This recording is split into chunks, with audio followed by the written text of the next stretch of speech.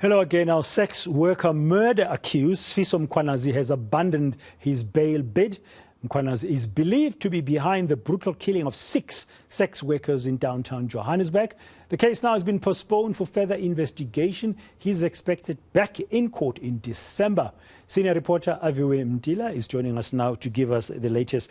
Good afternoon, Aviwe. What happened in court today? Well, it was a very short court appearance for the 20-year-old Sifiso Mkhwanazi, as he made his 4th appearance, in fact, at the Johannesburg Magistrate Court. He abandoned his bail application, suggesting that he will then next appear on the 7th of December. No reason was given, of course, and when we tried to probe from the NPA as well, they said that they weren't informed of the reasoning behind this. But from their side, they still need to do further investigations, mentioning that they're still on the infancy stages of the investigations themselves. Still a lot is outstanding when it comes to tracing exactly what happened that led to the deaths, not only of, I understand Mkwanazi is only being persecuted for 1 of the 6 bodies that were found there. And they mentioned that chief among those investigations are the DNA results that are still needed. So the matter was postponed to the 7th of December, where further investigations are still need to be conducted by the state.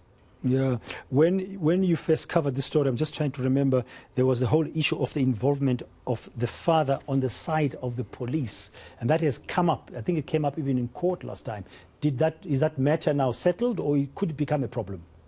Not at this stage. The last time we appeared, just last Tuesday, that matter came up, brought up by the defense, where Mkwanazi was suggesting that his father paid him a visit in prison together with the investigating officer in this matter. And there he was told to confess to the murder of all the bodies that were discovered in that panel beating workshop.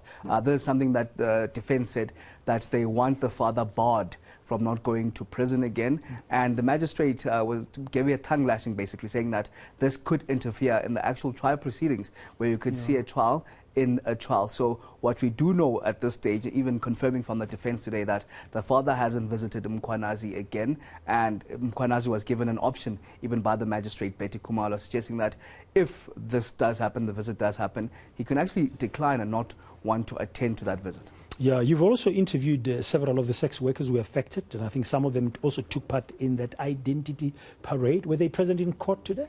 They came out in their dozens today, and of course not wanting Mkwanazi to be given the bail. And they were elated when they found out the outcomes, that indeed Mkwanazi declined to actually go and follow the bail application. But they still have questions lingering. They want to know what actually happened that led to the deaths of these, we understand in majority, the sex workers. They have those lingering questions, given that they say they themselves are now left with the burden of taking care of the children of the deceased sex workers. So they still have those questions that are unanswered till today.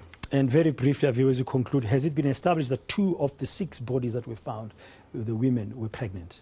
Well, we've been reliably informed by sources close to the story that, in fact, 2 of those women were pregnant, and some of the sex workers also have reliably informed us that they found out that 2 of the women were pregnant. Gruesome details of actually how that happened, Bradan, but of course all of that will be delved into in the trial proceedings. Yeah, when the trial begins, we don't know what's going to happen on the 7th of December. Thank you very much, Aviwe Mtila, for that comprehensive update in this matter.